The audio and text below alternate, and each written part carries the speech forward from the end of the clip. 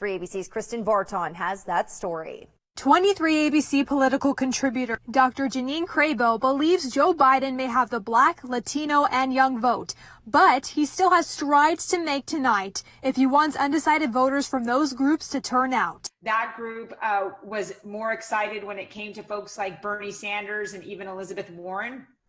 And so in terms of them getting really excited about Joe Biden, that's challenging. Millennials and Gen Z bolster 30% of the electoral vote combined, making it important for Biden or Trump to make a good first impression at the debates tonight. Millennials have learned from the 2016 election that although they might have wanted Bernie Sanders or whoever their candidate was, that they can't just stay home and be upset that their candidate isn't the one that's on the ballot this year. They learned that, we have two choices ultimately. We have Donald Trump and Joe Biden.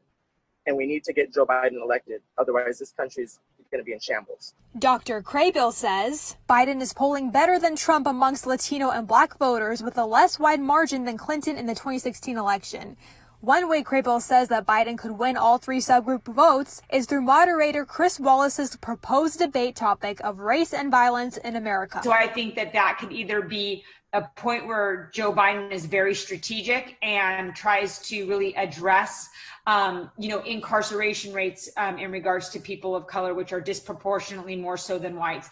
When it comes to, the issues of George Floyd, Breonna Taylor. On the flip side, Dr. Craybill says that Trump is well aware of the 70 and 80% left leanings of Latino and Black voters, respectively.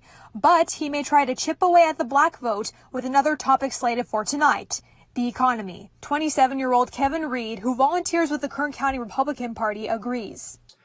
Prior to COVID-19, Blacks and Latinos had the lowest unemployment rate in the history of this nation.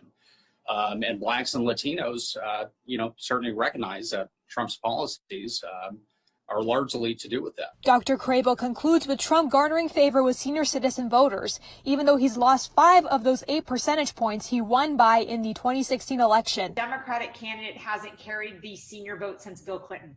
Says even among Hispanic and Black senior citizens, especially from that economical standpoint.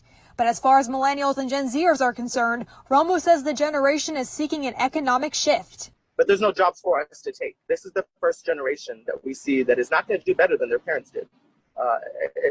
In the short term, millennials are going to struggle. The economy is crashing because of COVID, and really it was hanging by a thread before COVID. It was Kristen Varton reporting. Now, both Romo and Reed are encouraging blue and red millennials, respectively, to go out and vote this election.